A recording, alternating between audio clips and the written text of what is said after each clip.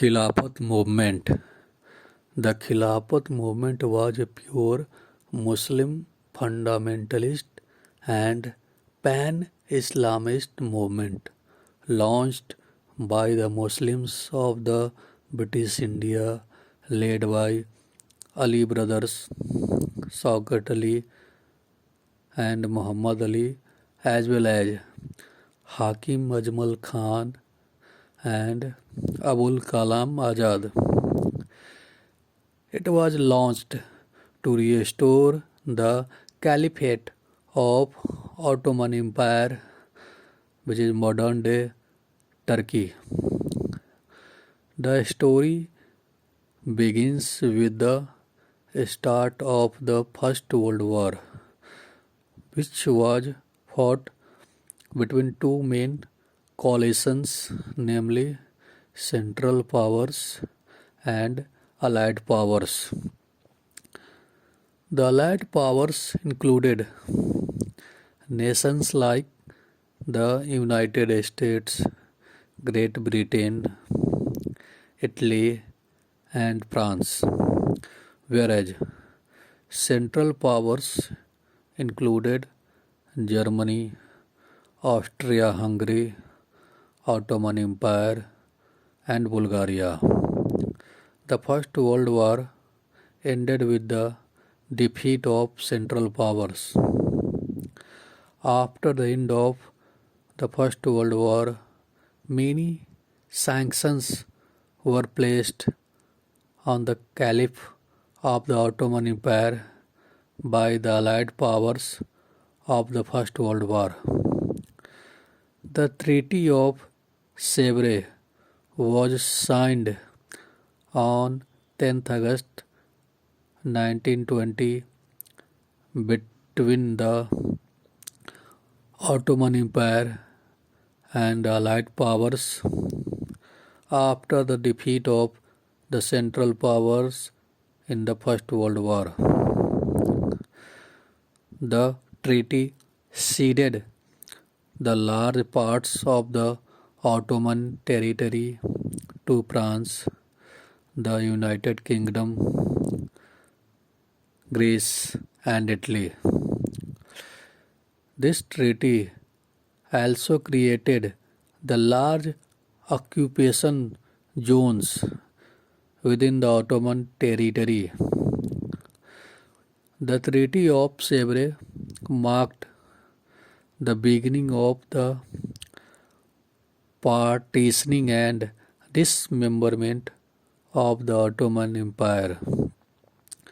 The stipulations of this treaty included the renunciation of the Ottoman territories not occupied by the Turkish people and ceding it to the Allied administration.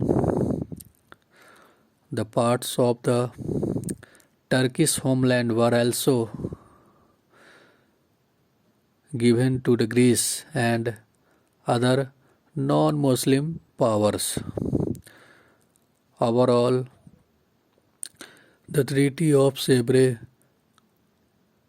destroyed the Caliphate of Ottoman Empire. The Caliph of the Ottoman Caliphate was considered as the supreme leader of the Sunni Muslims across the globe. So, the Khilafat movement, which started in India, was the violent protest against the sanctions placed on the Caliph of the Ottoman Caliphate by Allied powers through the Treaty of Sevres. Since Britain was the member of the Allied powers, so the groups of Indian Muslims waged an armed rebellion against the British army posted in India. Many people think that the Khilafat movement was the part of the Indian freedom movement, but in actual Khilafat movement had nothing to do with the freedom movement of India. The only thing which was common in the Khilafat movement and freedom movement was the British administration. Both of these movements were against the British administration, but Indian freedom movement was against the British administration in India, whereas the Khilafat movement was against the interference of British administration in Ottoman Caliphate. So, the groups of Indian Muslims were not fighting for the independence of India, but for the independence of their caliph present in the Ottoman Empire. The fear of disunity of Muslim Brotherhood across the globe shaped the Khilafat movement. The Khilafat movement was a pure violent movement which mobilized the Muslim population throughout the British India and laid the foundation stone of the